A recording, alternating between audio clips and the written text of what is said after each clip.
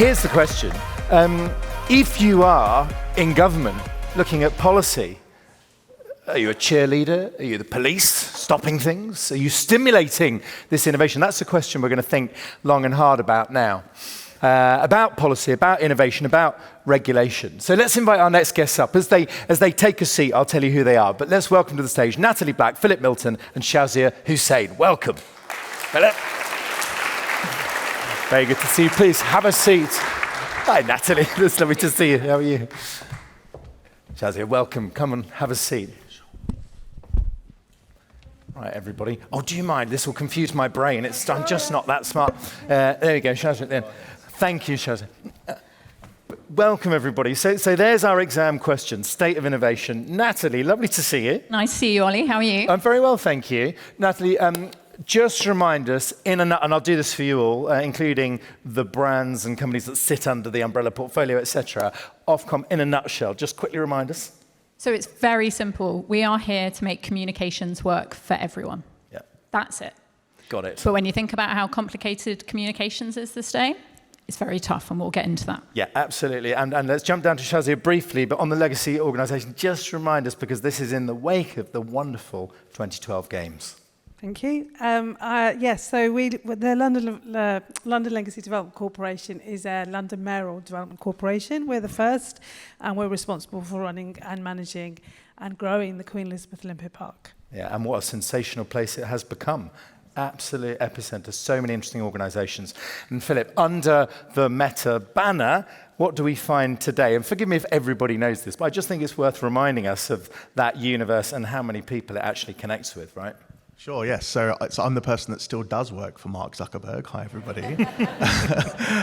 So Meta is the brand that encompasses both Facebook, Instagram, WhatsApp, Reality Labs, all of the work we're doing in AI, so the Llama models that we release, for example, and a ton of other stuff, yeah. Yeah, got it. Thank you very much. So let's think about levers. Not how does policy stop people doing things, but how does it unlock innovation? If we think about one lever, and Shazia, we're meeting a lot of policy makers, MPs later on this evening. We've got Lord Chris Holmes with us in the RA shortly in terms of those different lawmakers. What's the single most powerful lever that government or regulators can pull or push to increase innovation, particularly to make sure it remains not let's unleash mayhem left, right, and centre, but make sure it remains responsible? What's the one? So for me, it's really about giving access to foundational infrastructure. So what I'm interested in is the very local, and really thinking about how communities work in this space and how we work with communities to bring innovation. So for me, it's really about how do you bring a systems change and how do you do that transformation. But we can't do that unless we give access to our communities to some of the solutions. And I think government needs to say more than its missions. It needs to explain what those how they translate into societal challenges, and then how that translates into policy pathways that enable you to have and grow innovation with the very people that we're serving. We spend billions and billions on this money that goes into social care and other areas. I'm interested in how innovation can alleviate that.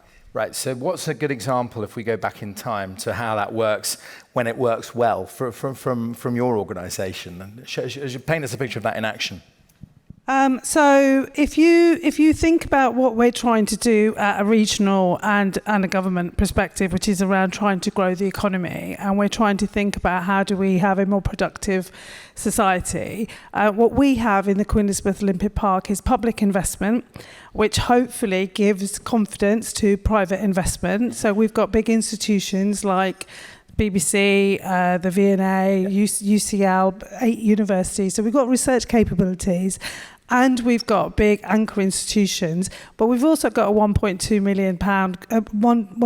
million global community around us in East London.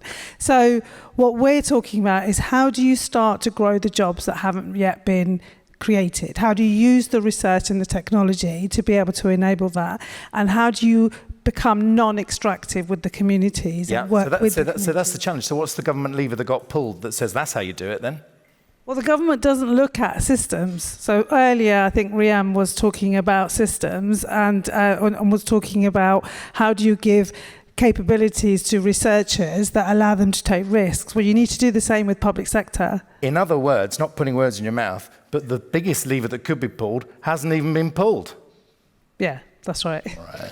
Well, that's set the challenge out. Philip, how do you answer that first question? I'm going to take a slightly different tack on it, actually. I think that often the biggest thing the government can do is not pull the lever and to get out of the way. So government can often think that it is the solution to all of the problems, when in actual fact, it is the problem itself. And when it does get involved, being really thoughtful about how it does that. So when you think about regulation, for example, thinking about that in terms of not regulating the technology, but regulating for outcomes that you want to see. So somebody mentioned deepfakes earlier, I think. And look, there's a ton of bad things that can be done with deepfakes, right? But it's not the technology itself that is problematic. It can also be used to make movies, right? That's how they made Harrison Ford look younger in the latest Indiana Jones movie. So it's about... It's how they made Carl Thomas look... Oh, no, that was Tom Cruise, sorry. It's about thinking deliberately about how you do that. What you're saying, it seems to me, Philip, is we, the private sector, can be trusted. So government just needs to back off a little bit. What's a good example of where government has been getting in the way, and Natalie obviously tuning into this response, where government's been getting in the way, where frankly that has slowed the wheels of not just business, but societal progress? I'll give you a great example, not from the UK, but from the EU. Yep. So the EU jumped quite quickly to regulating AI. There's already an AI Act in the EU. And the knock-on impact of that is that the EU is behind in terms of the models that it can access. So Llama 4, our latest model, is not available in the EU because it has multimodality built into it. There are things like your AirPods, for example, your iPhone, won't have the latest features, the latest AI features in the EU because of the web of regulation that exists there, the number of different regulators that need to clear things, and the type of regulatory approach that they have taken. So a great immediate example is your AirPods will have built-in translation into them now, as do our Ray-Ban glasses. That means that you can talk to someone who speaks a different language to you, and it will translate live in your ear what that language is saying to you. That doesn't exist in the EU. And that is purely because regulation has got in the way. I think Philip, for the first time at Future Horizons, we might have identified a Brexit benefit. I don't know. For now, alles klar. Natalie, the most powerful lever, because you've worked sort of on both sides of this as well in terms of, great public service, but where's the lever? Well, can I just build, first of all, on the great point Shazia was making, because I don't think we should rush over this. One of the reasons why we have your incredible organisation is because London had a long-term vision. It was a condition of the bid to make sure that we invested in East London, and that's why we have this incredible outcome. So sometimes I think we're always on to the next exciting thing, and that long-term vision and consistency is incredibly important, and especially for the investment community at the moment. So I think we should always cling on to that. But look, so I sit in a regulator.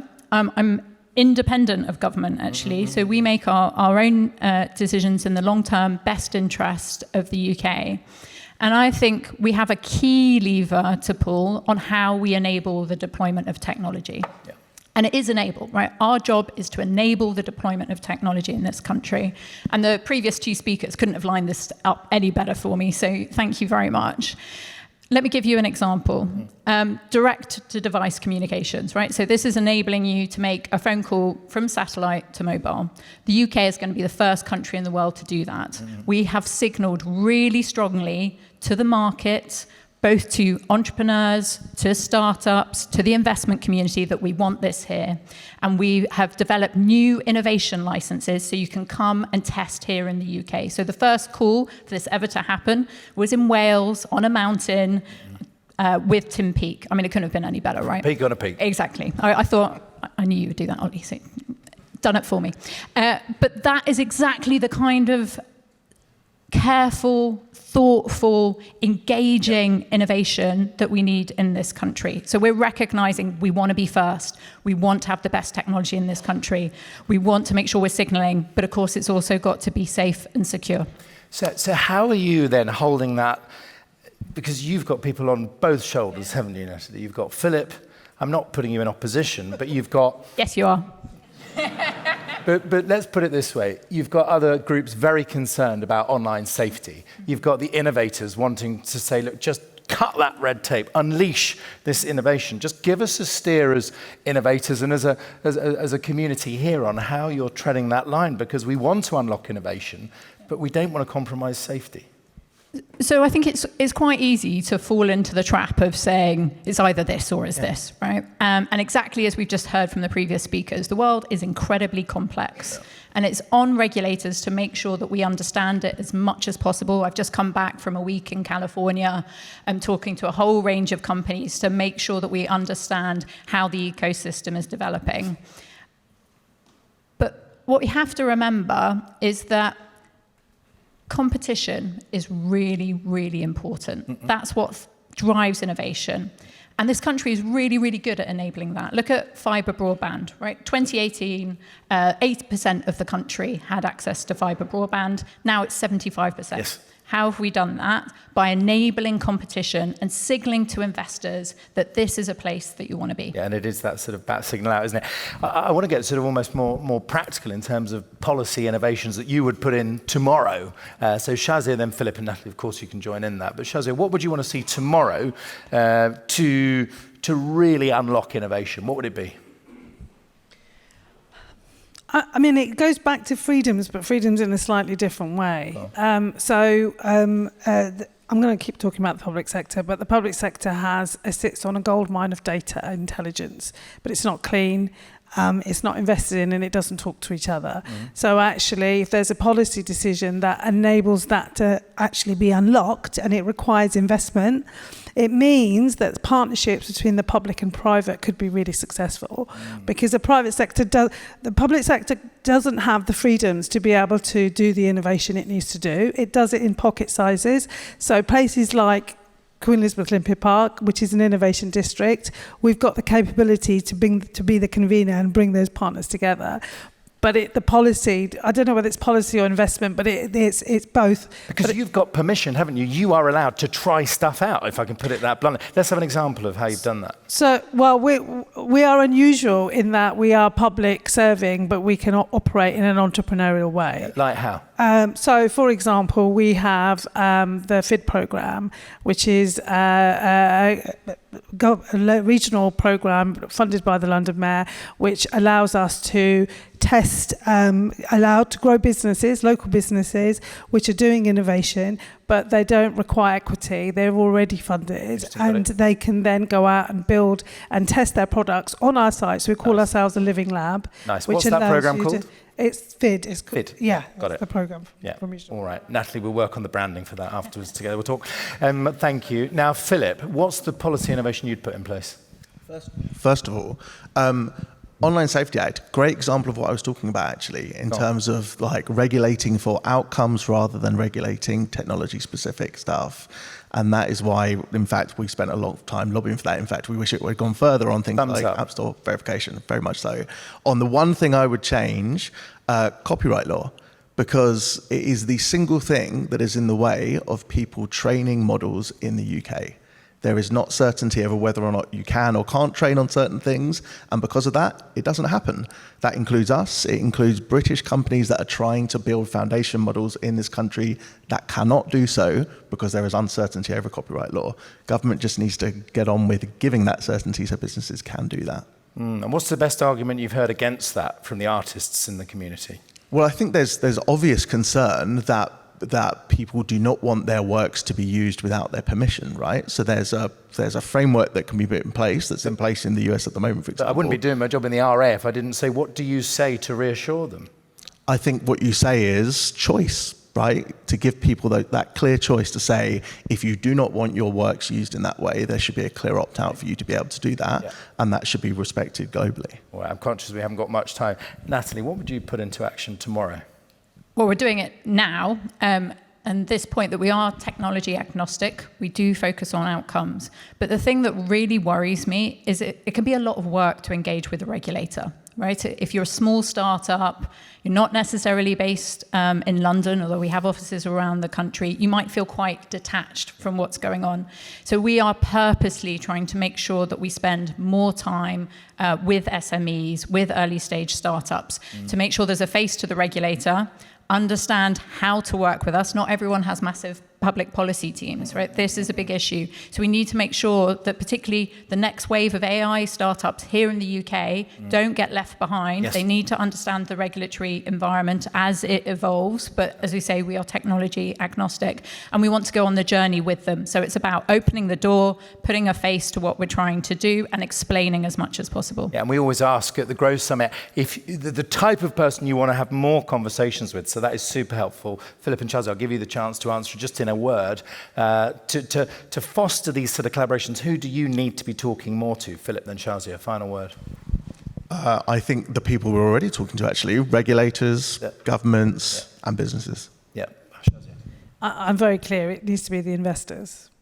I've got government, I've got public sector, but we need to be having different conversations with investors. So partners, people like London and Partners and Opportunity London are very helpful for us in that department. Yeah, thank you. And what has been created on the Olympic Bar is just astonishing. So thank you. Thank you for being with us today and for all that you're unlocking. Natalie, always good to see you. Thank you very much for all the work you're doing with Ofcom and beyond. Thank you all very much indeed. Thank you.